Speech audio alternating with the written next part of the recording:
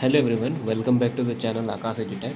आज हम लोग ट्रिग्नोमेट्री के एक एग्जांपल को पढ़ने वाले हैं। ठीक है, तो इसे आप एक बार बढ़िया से ज़रूर देखें। और ये इस टाइप के क्वेश्चन एग्ज़ाम के पॉइंट ऑफ व्यू से बहुत ही इंपॉर्टेंट होते हैं। ठीक है, और हम लोगों ने प्रीवियस लेक्चर में ट्रिग्नोमेट्री के इंट्रोडक्शन पार्ट को देखा था और आई होप कि आप लोगों को बढ़िया से समझ में आया होगा।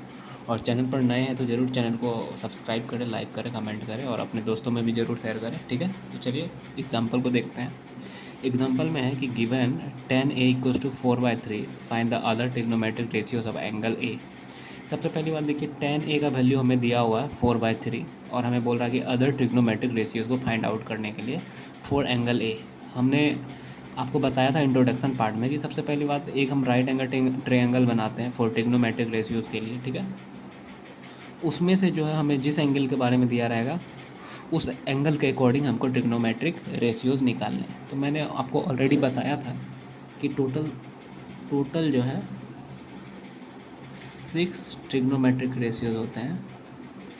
टोटल 6 ट्रिग्नोमेट्रिक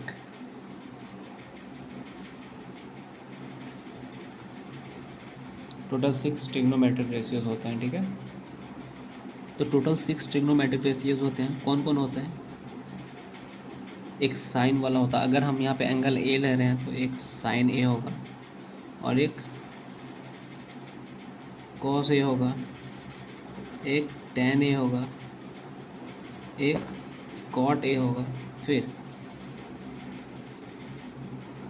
कॉट ए, फिर एक कॉसेक ए होगा, एक सेक ए होगा। ठीक है, यहाँ पे 4 हो गया, 2 ये 6, टोटल 6 ट्रिग्नोमेट्रिक रेशियो होते हैं। और साइन ए जो है कॉसेक ए का अपोजिट होता है या कॉसेक ए साइन ए का अपोजिट होता है, कुछ भी आप बोल सकते हैं। ठीक है, क्योंकि एक दूसरे का अपोजिट होता है साइन और कॉसेक। सिमिलरली कॉस ए जो है सेक ए का अपोजिट होता है या सेक ए बोल सकते हैं, कॉस ए का अपोजिट होता है। सिमिलरली टेन ए का अपोजिट कॉट ए होता है या कॉट ए का अपोजिट टेन ए होता है। लेकिन एग्जाम्पल में हमें टेन ए का वैल्यू दिया है, टेन ए का वैल्यू दिया है, मतलब 6 ट्रिग्नोमेट्रिक रेशियो में से एक ट्रिग्नोमेट्रिक रेशियो का वैल्यू दिया है। तो हमें अब यहाँ बोला कि अदर ट्रिग्नोमेट्रिक रेशियोज को फाइंड आउट कीजिए। मतलब एक ट्रिग्नोमेट्रिक रेशियो दिया हुआ है टोटल 6 में, तो अदर 5 हमको फाइंड आउट करना। तो वो कैसे फाइंड आउट करना, वीडियो में आप बने रहिए ठीक से और आपको ज़रूर समझ में आएंगे।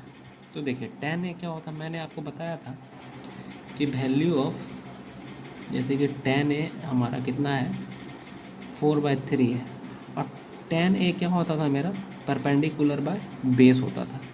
तब जब मैंने यहाँ पे एक राइट एंगल ट्रायंगल बनाया और एंगल ए यहाँ पे लिया है, तो एंगल ए के लिए एडजेसेंट साइड ये हो गया, तो ये बेस हो गया। और इस एंगल के जस्ट अपोजिट वाला क्या हो जाएगा, वो परपेंडिकुलर हो जाएगा। और जब ये राइट एंगल है तो एंगल राइट एंगल यहाँ पे बन रहा है, तो राइट एंगल के जस्ट अपोजिट वाला वो हाइपोटेनस हो जाएगा। तो ठीक है, तो परपेंडिकुलर बाय बेस, तो परपेंडिकुलर का वैल्यू हो जाएगा 4, परपेंडिकुलर का वैल्यू हो जाएगा 4 और बेस का वैल्यू हो जाएगा 3। तो परपेंडिकुलर का वैल्यू हो जाएगा 4, बेस का वैल्यू हो जाएगा 3। आप यहाँ पे के भी ले सकते हैं 3 के 4 के, लेकिन ये ओवरऑल ये कैंसिल आउट ही हो जाएगा बाद में, तो आप नहीं भी लेंगे तो कोई प्रॉब्लम नहीं है। ठीक है, तो टेन ए का वैल्यू 4/3 हो गया। मतलब अगर आप यहाँ पे हाइपोटेनस कैसे भी करके निकाल लें तो आपके पास परपेंडिकुलर, बेस और हाइपोटेनस तीनों का वैल्यू पता होगा। तो इसके बाद आप जब इन तीनों वैल्यूज़ आपको पता होंगे तो साइन कॉस, कॉट, कॉसेक से ये सब आप फाइंड आउट कर सकते हैं। ठीक है, तो हम किसी तरीके से एच का वैल्यू फाइंड आउट करते हैं। और आपको मैंने बताया था राइट एंगल ट्रायंगल में हाइपोटेनस का स्क्वायर क्या होता है ना, परपेंडिकुलर का स्क्वायर प्लस बेस का स्क्वायर, ये पाइथागोरस थ्योरम के अकॉर्डिंग।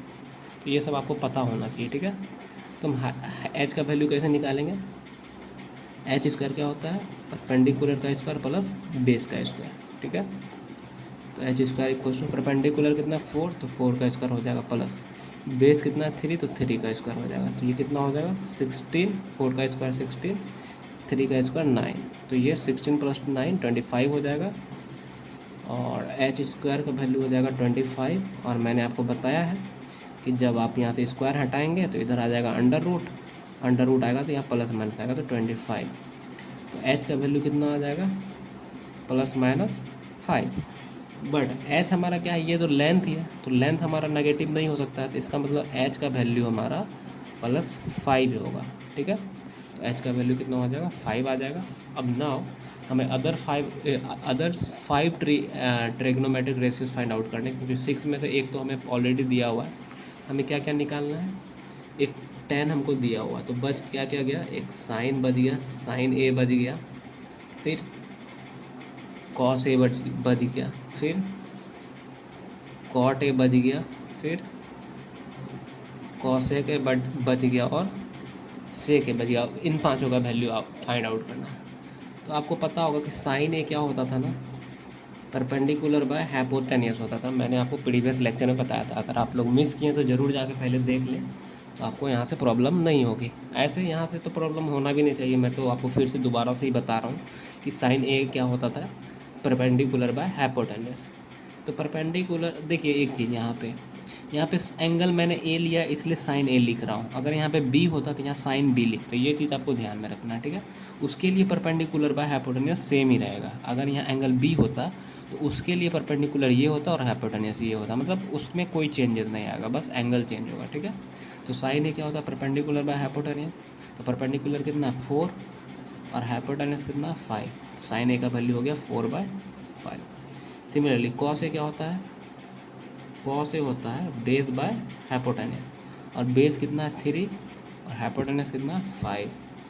सिमिलरली कॉट ए क्या होता है, कॉट ए होता है, मैंने आपको बताया था ये होता है ना tan ए का अपोजिट होता है। चलिए मैं इसके बारे में अभी आपको बताऊंगा। देखिए यहाँ पे कॉट ए क्या होता है ना, ये होता है 1/tan ए, और tan ए तो आपको ऑलरेडी पता है कितना दिया हुआ है, 4/3 दिया हुआ है, तो 1/4/3 आ जाएगा, और ये 3 ऊपर चले जाएगा, नीचे 4 बच जाएगा, तो 3/4 आपका, सॉरी कॉट ए क्या होता है 1/tan ए, मतलब opposite of tan A. Cot A और tan ए एक दूसरे का अपोजिट होता है, तो कॉट ए क्या हो जाएगा 1/tan ए, आपको मैंने ऑलरेडी बताया है, और tan ए का वैल्यू कितना 4/3, तो 1/4/3, और जब इस 3 को हम सॉल्व करेंगे तो 3 ऊपर चले जाएगा और 4 नीचे रह जाएगा, तो कॉट ए का वैल्यू 4/3 आ गया। सिमिलरली सेक ए जो है मेरा कॉस ए का अपोजिट होता है, तो 1/cos ए हो जाएगा। और कॉस ए का वैल्यू मैंने यहाँ पे क्या फाइंड आउट किया है, आप देखिए कॉस ए का वैल्यू हम लोगों ने फाइंड आउट किया है 3/5। तो सेक ए क्या हो जाएगा 1/cos ए, तो 1/cos ए का वैल्यू था 3/5, तो 3/5 करेंगे, और 5 इधर ऊपर चले जाएगा जब सॉल्व करेंगे, और 3 नीचे, तो सेक ए का वैल्यू हो गया। सिमिलरली कॉस ए क्या होता है ना, कॉस ए होता है 1/sin ए, मतलब साइन ए का अपोजिट होता है, और साइन ए का वैल्यू हम लोगों ने फाइंड आउट किया था 4/5, 4/5 यहाँ, और से फिर 5 ऊपर चले जाएगा और नीचे बच जाएगा 4।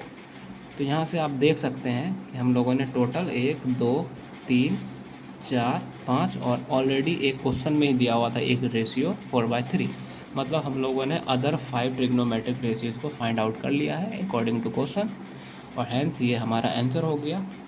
आई होप कि आज का लेक्चर आप लोगों को समझ में आया होगा, और ये क्वेश्चन एग्ज़ाम के पॉइंट ऑफ व्यू से इस टाइप के क्वेश्चन बहुत ही इजी होते हैं। ये तो आपके एनसीईआरटी के एग्जाम्पल में ही दिए हुए थे, तो मैंने रेफरेंस के लिए आप लोगों को बताया है। नेक्स्ट लेक्चर में हम लोग नेक्स्ट पार्ट को करेंगे, और चैनल पर नए हैं तो ज़रूर चैनल को सब्सक्राइब करें, लाइक करें, कमेंट करें, अपने दोस्तों में भी ज़रूर शेयर करें, ठीक है। मिलते हैं नेक्स्ट वीडियो में, तब तक के लिए टेक केयर, बाय।